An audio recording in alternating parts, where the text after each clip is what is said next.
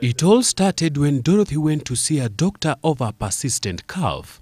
The results of the tests run on her were quite devastating. It took her some time before she could accept her status. Sometimes in 1990, I had a persistent cough, and I went to hospital to be checked why this was happening. And I think the doctor at the clinic told me that since we've been giving you medicine and it doesn't seem to go, I think we will test you. I was ushered in to see the doctor. The doctor had a friend of hers they were discussing with. I think she was also of Indian origin. And she told me, "You're Dorothy?" I said, "Yes." Yeah, we did your test, and it was found that you're HIV positive. And this does not mean that you're going to die now. You have 6 more months to go. This was in 1990. At the advice of friends, she decided to attend a conference overseas that really encouraged her and gave her a shot at the possibility of living a long and healthy life again. We actually held our meeting for a whole week. We shared experiences with all these people, from all these women, positive women, beautiful women, from all over. Some had lost their husbands, some had lost their children, some were single, and it was really a wonderful meeting. And we shared our stories, and we cried, and we laughed. And I think the people in the West had already organized themselves. They already had support groups. Coming back to Kenya, she decided to put in practice what she had learned by bringing together women who had been devastated by their status, just like her. This gave birth to WOFAC, a non-governmental organization of women fighting AIDS in Kenya. We started mobilizing, a few of us, we were about 10. We sat together and we said, there is something we can do, with the idea that I have come up with from Amsterdam. And we started an organization. I think the first funding I got was from WHO, $500 then.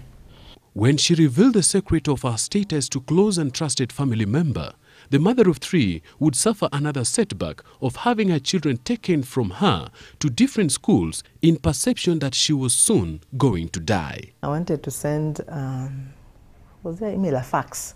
Those days I think there was no email. I wanted to send a fax to my auntie to tell her that I'm positive, because she's the only person I can share with, and I hope she will keep it and be supportive. To my surprise, immediately she received, I think it was in the morning, before lunch, she summoned my sister and my brother for lunch. They had lunch, and she told them, Dorothy is dying, and therefore we have to take the kids to other schools. A blessing in disguise for me. They took them to It has school. been 20 years since, and her life is still robust. It is historic in her case, living with the virus for over 15 years before being put on life-lengthening drugs. I think what I can say is that I have survived this long because after I was cancelled by somebody who cared, I thought I would also do the same. And sometimes I say probably it's God, because I have seen people come and go. Somebody is diagnosed, in a few months they're gone. But I am here. I was living positively for 15 years, even without taking medication, because I think of the support I got. She talks fondly of her 3 children, all of who live and work abroad.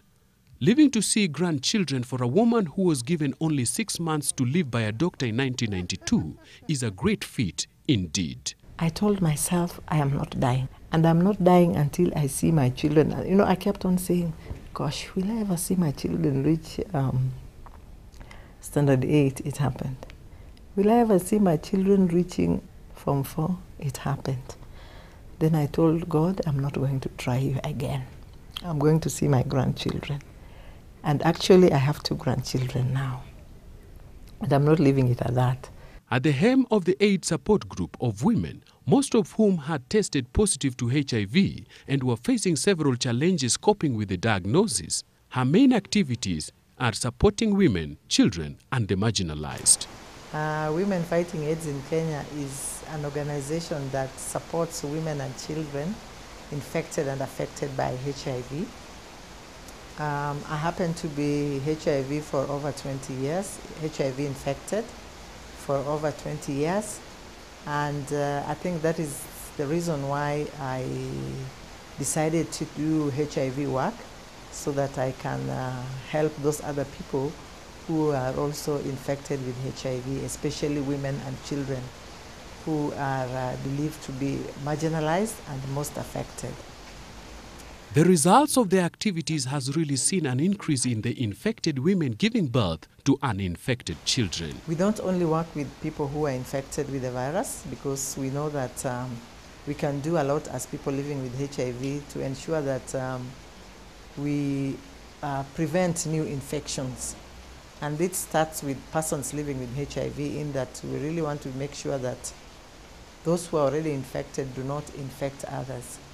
And this is what happens during group therapy sessions, to give people such kinds of information.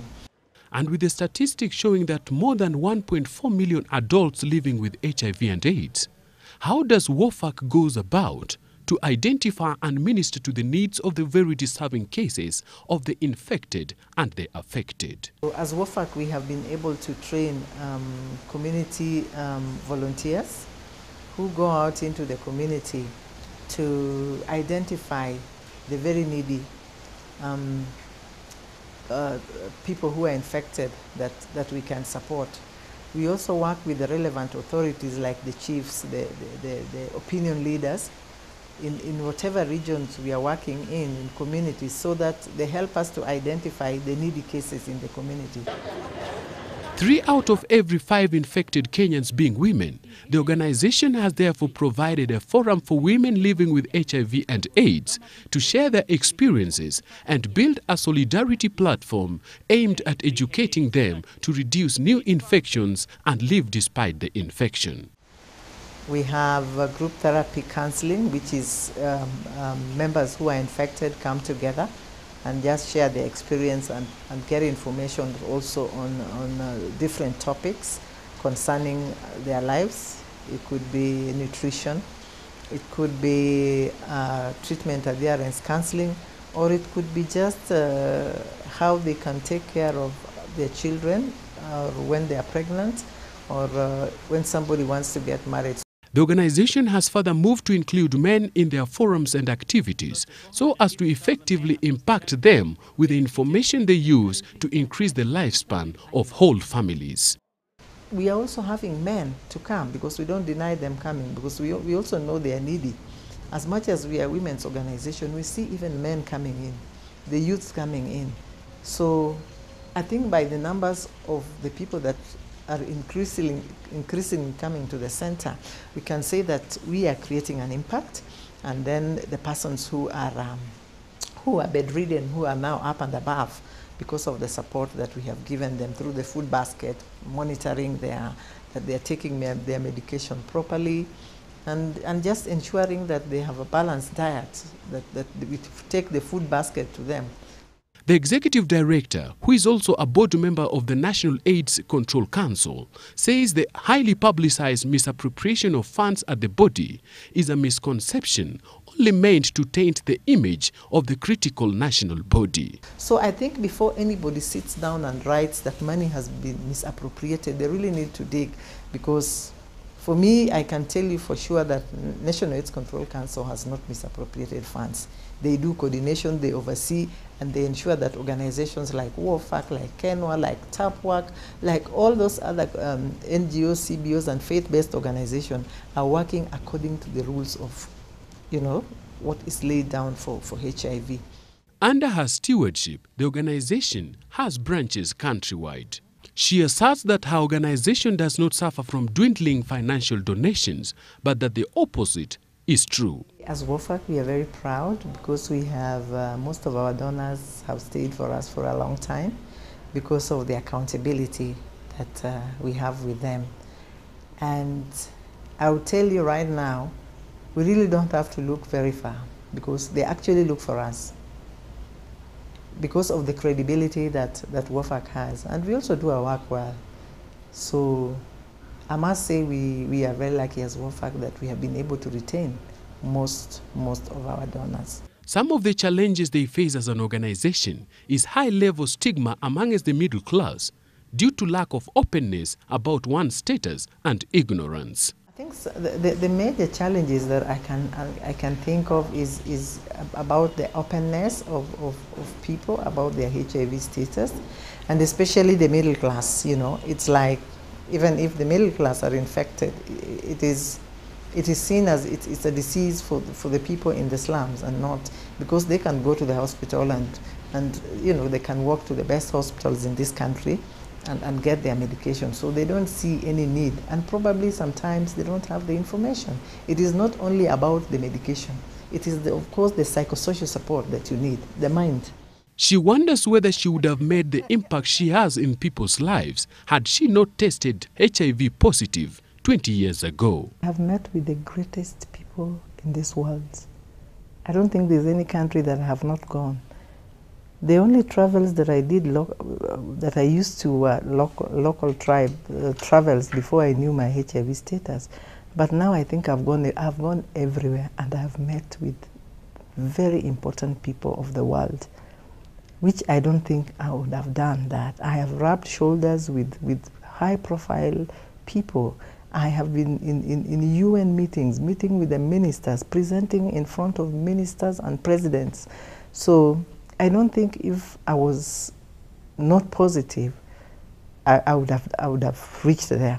She eats life with a big spoon, and according to her, life has just begun.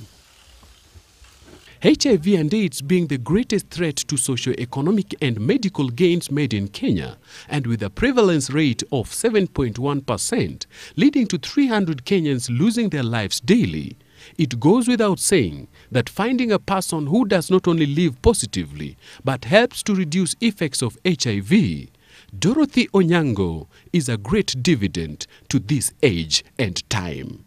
Solomon Were, GBS News.